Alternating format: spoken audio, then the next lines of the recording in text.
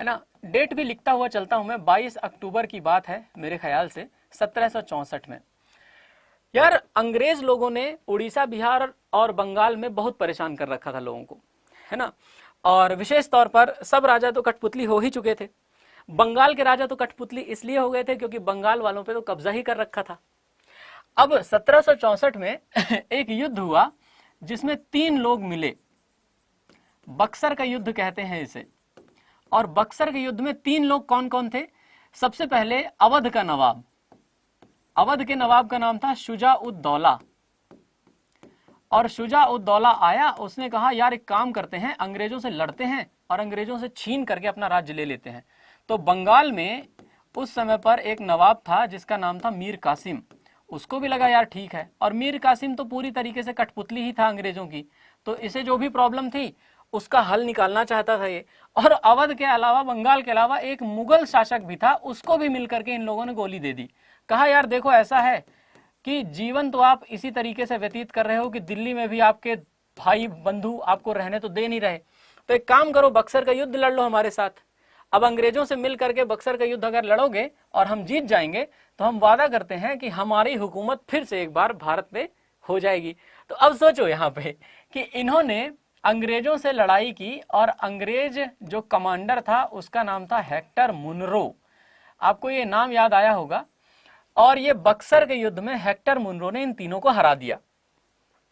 अब देखो इसके पहले जो युद्ध हुआ था वो प्लासी का युद्ध था, है ना, प्लासी का युद्ध। और प्लासी के युद्ध में 1757 में आपको पता है मीर जाफर ने सिराजुद्दौला को धोखा दिया था, इसीलिए मीर जाफर को बंगाल का नवाब बना दिया गया था और सिराजुद्दौला को मार दिया गया था।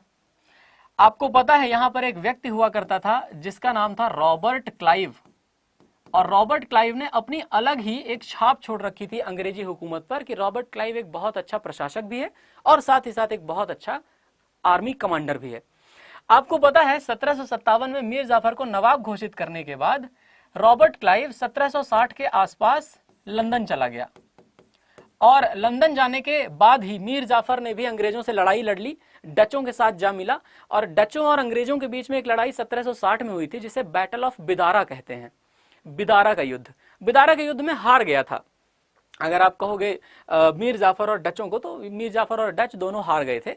अब दोनों के हारने के बाद मीर जाफर को भगा दिया अंग्रेजों ने, तो उसी के दामाद मीर कासिम को बनाया हुआ था बंगाल का नवाब। 4 साल बाद ये खुद ही बगावत कर दिया। 1760 में मीर जाफर ने बगावत की थी अंग्रेजों के खिलाफ, और उसके दामाद को जब गद्दी पर बिठाया तो दामाद ने 1764 में बगावत कर दी अंग्रेजों के खिलाफ। तो अब ये पूरी की पूरी, है ना, अब ये पूरी की पूरी कहानी में ट्विस्ट देखिए कैसे आएगा। हेक्टर मुनरो इन तीनों को हरा दिया। इन तीनों को हराने के बाद हेक्टर मुनरो ने कहा कि अब इनसे संधि करो, पर हेक्टर मुनरो तो आर्मी वाला था ना, ये तो भाई सेनापति था। सेनापति बोला मैं तो संधि कर नहीं सकता। भाई किसको संधि करना पड़ेगा? तो किसी ने पूछा पहले किसने की थी, तो बताया वो क्लाइव था, इसने की थी। तो कहा कहाँ है क्लाइव? तो उसने बोला कि यार क्लाइव है ही नहीं, क्लाइव तो चला गया है लंदन। बोले उसको बुलाओ। तो 1764 में सोचिए ये युद्ध हुआ था, उसके बाद संधि करने के लिए क्लाइव को बुलाया गया। और क्लाइव कहां से आ रहा है? लंदन से। 1765 में क्लाइव लंदन से पहुंचा भारत में, और 1765 में आकर के बोलता है कि हाँ भाई बताओ क्या हुआ। तो उन्होंने बताया कि यार क्लाइव साहब ये लोग यार बगावत कर बैठे। तो क्लाइव ने कहा अच्छा, अंग्रेजों की कूटनीति देखिए भारत में कैसे शासन करते थे ये लोग।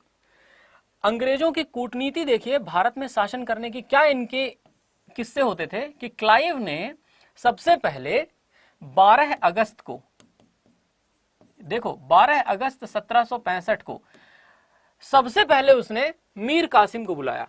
बोला ओए तू ये बता लड़ा क्यों? मीर कासिम ने कहा मेरे को लगा कि मैं जीत जाऊंगा इसलिए लड़ा। तो उसको 2 झापड़ खींच के मारे, बोला भाग यहां से। क्लाइव ने दोबारा बुलाया मुगल शाह आलम द्वितीय को। अब क्लाइव और शाह आलम के बीच में बातें देखिए। शाह आलम द्वितीय को क्लाइव ने कहा यार तू एक बात बता, तू मुगल सम्राट है, तेरा दिल्ली में घर है, लाल किले में तू रहता है, तू कहां वहां से आकर के यहाँ यूपी और बिहार के बॉर्डर में बक्सर में लड़ाई कर रहा हमसे? भाई तेरा क्या मतलब? तो उसने कहा अरे मालिक, रो पड़ा एकदम क्लाइव के सामने, अरे मालिक क्या बताऊं, मेरे पास तो रहने की जगह तक नहीं है, मेरे ही परिवार वालों ने लाल किले पे कब्जा कर रखा है, जाने ही नहीं दे रहे, मैं तो बस यूं ही आवारा फिर रहा हूं इधर उधर। तो क्लाइव को लगा हाँ यार, इसका रीजन तो ठीक है लड़ाई करने का कि भाई चलो अगर जीत जाता तो कम से कम कब्जा कर लेता। अब शाह आलम रो रहा है उसके सामने। तो क्लाइव ने कहा चल अच्छा तू एक काम कर, एक पेपर देता हूं तेरे को, एक पेपर पे साइन कर। तो पेपर पे साइन करवा लिए शाह आलम से। अब शाह आलम ने क्यूरियोसिटी में पूछा कि यार एक बात बताओ, ये पेपर पे साइन तो करवा लिए हैं, मुझे क्या मिलेगा? तो क्लाइव ने कहा कि तुझे मिलेगा इलाहाबाद, तुझे मैं इलाहाबाद दूंगा, और इलाहाबाद के अलावा कड़ा, ये 2 जगहें दूंगा, और ये 2 जगहें तेरे रहने के लिए होंगी, निवास स्थल होगा तेरा। तो बोलता है अच्छा उसके अलावा? तो बोले उसके अलावा तेरे को मैं 26 लाख रुपए भी दूंगा, तू टेंशन मत ले। तो ये बोलता है शाह आलम टू कि क्या मेरे माथे पर कुछ लिखा हुआ है क्या? 26 लाख रुपए दोगे, मुझे रहने के लिए जगह दोगे, मात्र एक पेपर में साइन करवाने के लिए, तो पेपर में क्या लिखोगे? तो उसने बताया पेपर में लिखा है भाई कि तू उड़ीसा, बिहार और बंगाल, इन तीनों की दीवानी मुझे सौंप रहा है, यानी इन तीनों के राजस्व के अधिकार तू मुझे सौंप रहा है। तो ये शाह आलम टू हंसा, बोला सबसे पहली बात तो ये है कि इलाहाबाद और कड़ा और ये 26 लाख रुपए तुम्हारे ही पास नहीं है, तो तुम मुझे क्या दोगे? और दूसरी उससे बड़ी बात ये है कि उड़ीसा, बिहार और बंगाल मेरे अंडर आते नहीं, तो मैं तुम्हें क्या दूंगा? तो शाह आलम टू हंसने लगा रोते रोते। अब वो बोल रहा है क्लाइव ने कहा कि भाई तू रुक, तू अभी शांत रह। क्लाइव ने बुलाया 16 अगस्त को 1765 को, किसे? शुजा-उद-दौला को। अब देखिए इनकी कूटनीति। शुजा-उद-दौला को बुलाने के बाद क्लाइव ने कहा एक बात बता भाई, चल मीर कासिम का समझ में आता है कठपुतली नवाब था, शाह आलम का समझ में आता है कि उसके पास रहने की जगह नहीं थी, पैसे नहीं थे, तो वो लड़ा, तू क्यों लड़ा? तेरा तो अवध में सब कुछ ठीक ठाक चल रहा था, तू आया क्यों हमसे लड़ने के लिए? तो शुजा-उद-दौला ने कहा मालिक गलती हो गई। बोले गलती का तो हर्जाना देना पड़ता है दोस्त। बोले आप जो कहोगे वो करूंगा, एक काम कर 50 लाख रुपए दे। उसने कहा जी हजूर, 50 लाख रुपए हाजिर आपके लिए। ठीक है, 50 लाख के अलावा तू इलाहाबाद और कड़ा, ये 2 तेरे अवध के अंदर आते हैं ना? बोला जी हुजूर। बोला इलाहाबाद और कड़ा ये दोनों अभी अभी तू मुगल बादशाह के नाम पे लिखेगा, शाह आलम द्वितीय के नाम पे, मैं उसको रहने की जगह दिलवा रहा हूं तेरे से। बोला जी हुजूर कोई दिक्कत नहीं। इलाहाबाद और कड़ा इसने दिलवा दिया किसे? शाह आलम द्वितीय को। क्लाइव का काम देखो, शुजा-उद-दौला से 50 लाख रुपए लिए, 24 लाख अपने पास रखे, 26 लाख किसको दे दिए? 50 लाख में से 26 लाख दिलवा दिए शाह आलम द्वितीय को। बोले तू मौज कर, और अब के बाद लड़ा अगर ना, लड़ने लायक तो खैर तुझे मैंने छोड़ा ही नहीं, क्योंकि मैंने तुझसे उड़ीसा, बिहार और बंगाल ले लिया है, अब तू जा। आपको पता है इलाहाबाद की जो संधि आप लोग पढ़ते हो इतने अच्छे से इतिहास में, वो 12 अगस्त 1765 और 16 अगस्त 1765 को हुई 2 संधियां हैं इलाहाबाद की। तो आपको सोचो कि अंग्रेज कितने चालाक थे, कितनी सारी कहानियां रच लेते थे अपने हिसाब से, है ना? तो आपको ये जान करके बड़ी हंसी आई होगी कि यार, है ना, यार यहाँ पे शाह आलम द्वितीय, शुजा-उद-दौला या इलाहाबाद कड़ा जैसे निवास स्थलों को ले लिया।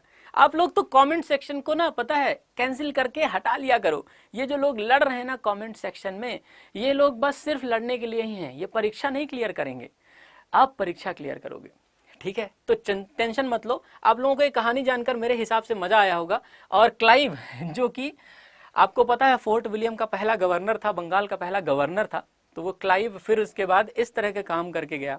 और क्लाइव ने पूछा उसके बाद, बोला यार एक बात बता, मीर कासिम को तो भगा यहां से, वो कहां गया यार जिसको मैंने नियुक्त किया था, ये मीर जाफर?